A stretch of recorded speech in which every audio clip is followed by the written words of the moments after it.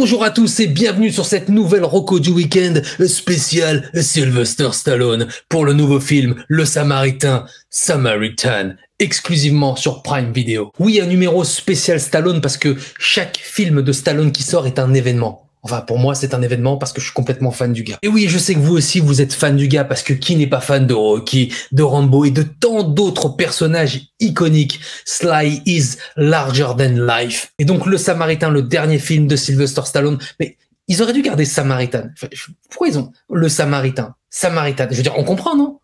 Ou alors c'est moi, je sais pas. Un film de super-héros, oui madame, un film de super-héros. Sylvester Stallone en super-héros, qu'est-ce que ça donne? Eh ben ça donne un film badass, j'ai envie de te dire. L'ouverture vraiment commence comme une BD, un comics book. Vraiment, on est plongé tout de suite, c'est une immersion dans l'univers du comics book. Si vous êtes fan de l'univers des super-héros, cette intro devrait vous ravir. Et donc cette intro, elle est là vraiment pour pitcher l'histoire, hein, pour planter le décor et nous dire qui est ce super-héros. Et en fait, on se rend compte très vite en fait que ce super-héros, eh ben, il a un antagoniste qui s'appelle Nemesis et qui n'est d'autre que son frère. Et je crois que je vais parler comme ça parce que j'aime bien prendre cette voix-là.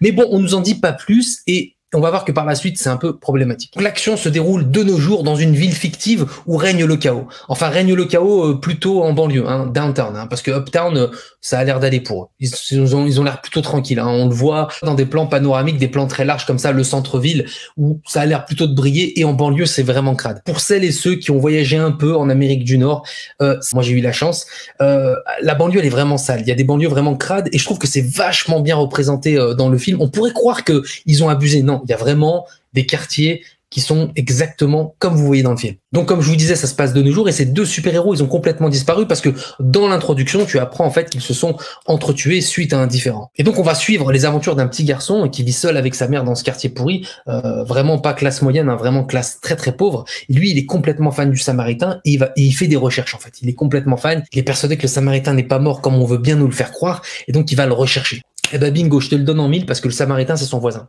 Et c'est là justement où ça pêche un peu scénaristiquement parlant. Les acteurs sont très bons, Sly il est toujours magistral, hein, ça le fait grave. Les autres sont un peu caricaturaux, mais je pense que c'est voulu parce qu'on veut vraiment t'amener ce côté BD, ce côté comic books dès le début du film. Et donc on a des méchants très caricaturaux qui parlent comme ça et qui sont toujours énervés.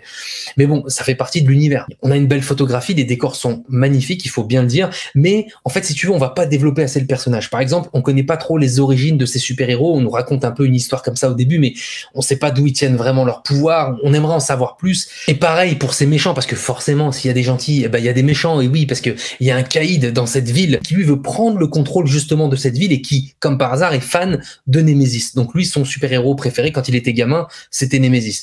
Et donc vraiment dans le camp des méchants, tout le monde joue vraiment très bien, mais on sait pas pourquoi ils sont méchants. Si ce n'est que on pourrait croire que c'est à cause d'une crise sociale, une crise économique. Ils sont très pauvres, ils vivent vraiment en banlieue dans des grands hangars. Tu vois, c'est limite des SDF un petit peu. Tu vois, ils envoient des gamins faire du job, récupérer du cuivre et tout, des matières premières, tu vois, c'est vraiment très primaire. Donc dit comme ça, c'est intéressant, mais ça aurait été cool justement qu'ils nous dépeignent un univers vraiment où on comprenne pourquoi la société a basculé comme ça. Ça aurait été beaucoup plus cool. Le personnage le mieux développé, ben effectivement, c'est le jeune garçon Sam qui s'appelle Javon Walton, qui d'ailleurs est un boxeur et qui est un boxeur en devenir. Hein. Il va certainement passer pro lui un de ces quatre. D'ailleurs, je le connaissais avant ce film, je savais pas que c'était un acteur.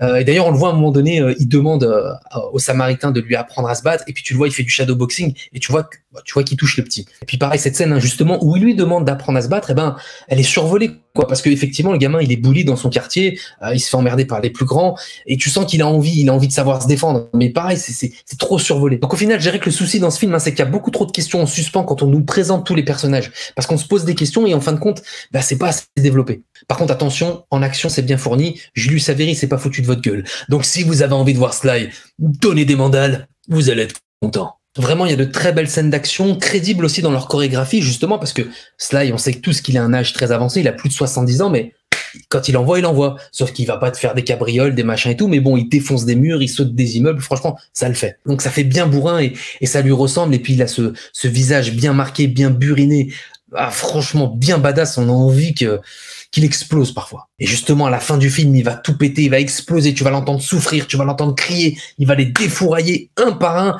Franchement, c'est grandiose et ça dure ouais, presque plus de 20 minutes. Parce que tout le long du film, justement, t'attends qu'il se passe des choses. Il n'y a pas beaucoup d'action, on essaie de te présenter les personnages, mais justement, c'est là que ça pêche un peu scénaristiquement parlant. Et si t'attends de l'action, bah, c'est vraiment le climax, hein, vraiment les scènes finales, j'ai envie de te dire, elles sont magnifiques parce que ça défouraille dans tous les sens. Alors oui, il y a aussi un artefact, hein, une espèce d'arme, un marteau qu'avait créé Némésis pour tuer son frère le Samaritain avant, et donc le méchant va s'emparer de ce marteau, parce que le Samaritain, justement, il est faillible qu'avec cette arme-là, alors le méchant, il va en profiter pour donner des coups de marteau dans la gueule, il va s'en prendre plein la gueule d'ailleurs, un slide, et ça fait plaisir aussi. Et justement, on t'explique pas pourquoi ce marteau, il est vraiment magique quand il est créé par Némésis. Alors on sait qu'il y a mis son pouvoir, mais d'où vient ce pouvoir? Enfin, il y a plein de questions comme ça, comme je vous disais, qui vont rester en suspens tout le long du film. Comme je vous disais, des méchants bien caricaturaux, mais ça, à la rigueur, ça me dérange pas, moi. Moi, je valide l'univers super-héros, je suis le méchant, il y a pas de problème tant que tu m'offres du spectacle. D'ailleurs, il y a une scène comme ça où le méchant prend le contrôle de la ville et il dit justement aux habitants de se révolter. Oui, mais se révolter de quoi? C'est qui ces habitants? Est-ce qu'ils viennent de la banlieue? Est-ce qu'ils viennent du centre? Tout ça, c'est des questions qui restent en suspens et ça manque d'ampleur, ça manque de figuration, ça manque de peuple. Il y a pas assez de monde dans la rue, tu vois. On aurait aimé, tu vois, voir la foule, quoi, tu vois, et ça manque un peu. Et c'est ce genre de truc justement qui casse un peu la crédibilité de l'histoire et de la narration. Mais globalement, je vous le dis droit dans les yeux, moi j'ai adoré ce film. Ça fait du bien de voir un film de super-héros humain. Quand je dis humain, ça veut dire proche de la réalité, parce qu'on sent qu'il y a une volonté du réalisateur. Mais encore une fois, cassé par ce scénario qui manque de profondeur, de véracité, de background story. Mais il y a un petit côté Logan, comme ça, tu vois, stand-alone movie où le héros qui cherche sa rédemption. D'ailleurs, on pourrait faire un parallèle avec Rambo, tant cela, il joue le solitaire mieux que personne. Encore une fois, désolé, moi j'ai adoré ce film, mais je suis pas objectif, hein, c'est Sylvester Stallone. Et moi, dès qu'il y a écrit Sylvester Stallone, bah, je suis client direct. Oui, il y a un twist aussi dans le film qui est vraiment génial. Je ne vais pas vous le spoiler, ne vous inquiétez pas. Un twist qui est génial, mais il aurait été vraiment encore plus génial si je l'avais pas vu tout de suite. Parce que franchement, au bout de 10-15 minutes, j'ai grillé le truc. Mais ça reste quand même plaisant parce que tu veux le voir à la fin. Donc voilà, jetez-vous sur le Samaritain sur Prime Video. Oui, ça aurait dû sortir au cinéma, mais voilà, rachat de la MGM par Amazon, patati patata. Eh ben, c'est en exclusivité sur Prime Video et bordel, ça fait plaisir.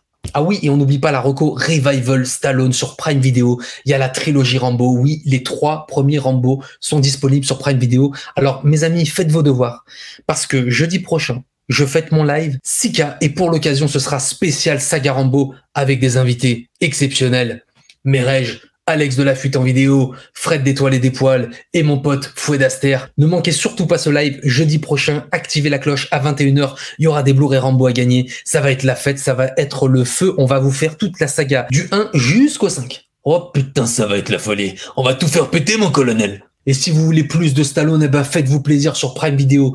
Il y a la trilogie Expandable, il y a la saga Rocky, enfin bref, c'est un festival. Et si vous allez au cinéma ce week-end avec votre copine ou avec votre copine plutôt, et que vous avez envie d'aller voir un film d'horreur et un peu de romance, eh ben allez voir Le Bal de l'Enfer, The Invitation. Et si vous voulez en savoir plus sur ce film, eh bien j'ai reçu ni plus ni moins que la réalisatrice du film, Jessica M. Thompson, dans un entretien exclusif. Ça se passe ici. Donc si vous aimez les vampires et que vous aimez l'actrice Nathalie Emmanuel, a.k.a. Miss Sunday de Game of Thrones, eh bien vous allez kiffer ce petit film d'horreur.